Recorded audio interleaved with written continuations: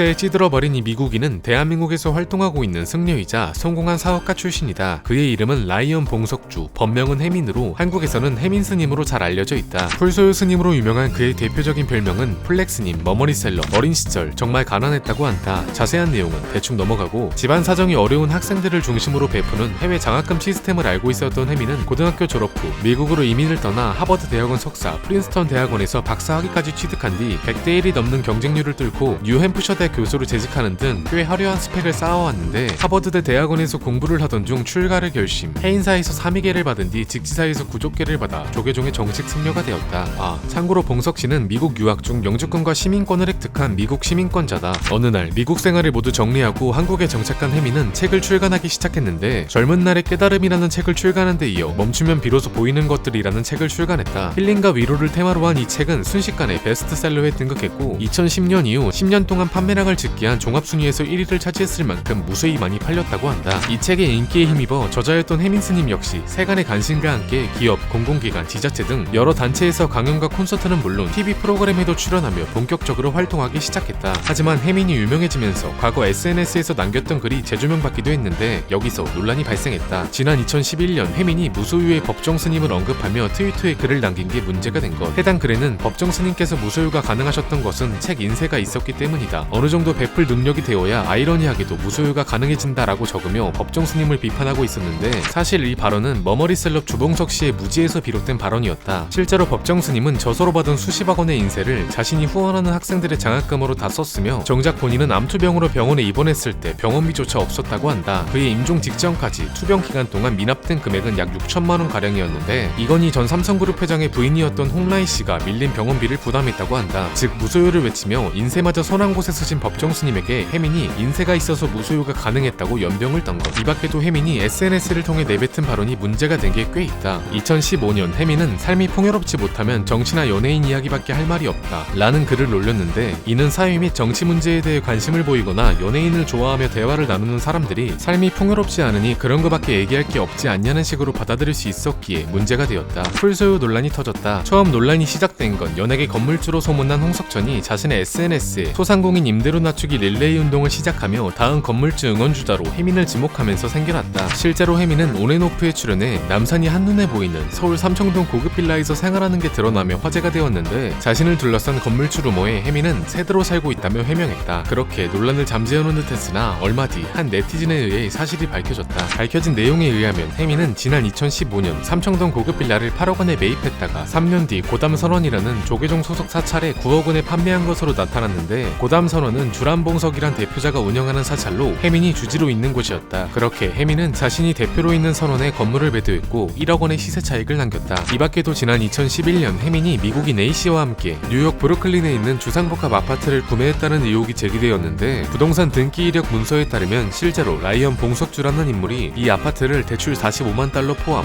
약 61만 달러에 매입했다는 사실이 드러났다. 참고로 매입 당시 대출은 2년여 만에 45만 달러 전액을 상환한 것으로 밝혀졌으며 이 아파트의 현 시세는 매입가의 2배가량인 약 120만 달러라고 한다. 참고로 혜민은 지난 2008년 대한불교 조계종 승려가 되었는데 조계종은 소속 승려가 종단 이익이나 중생구제 목적 이외에 개인 명의로 재산을 취득하는 것을 금지하고 있다고 한다. 즉 2011년에 브루클린 건물을 매입한 것은 규율을 어긴 것이며 굳이 종단 법령이 아니더라도 불교에서 무소유 삶을 강조하는 것은 익히 알려진 사실이다. 이러한 혜민의 행보에 푸른 눈의 수행자로 유명한 현각스님은 그는 단지 사업자이자 배우일 뿐이다. 부처님의 가르침을 팔아먹는 지옥으로 가고 있는 기생충이라며 맹비난했는데 얼마 뒤 아우님이랑 화해했다며 오지는 태세 전환을 자랑했다. 이 밖에도 혜민은 마음치유학교의 대표자를 역임하고 있었는데 일반인의 마음을 치유해준다는 의도는 좋았지만 전생체험, 레이키, 타로, 남녀주선 등 애초에 과학적으로 검증되지도 않고 심리치료와 무관한 것들을 프로그램에 포함시켜 의문을 자아냈는데 비용 또한 논란이 되었다. 타로 카드를 배우는 프로그램은 2시간씩 8회에 33만원, 최면을 통해 전생을 찾아주겠다는 프로그램은 7만원에 달했기 때문. 이러한 논란이 터지자 속세에 찌든 풀소유 혜민은 활동 중단을 선언했다. 누가 보면 연예인인 줄 알겠다. 이상이다.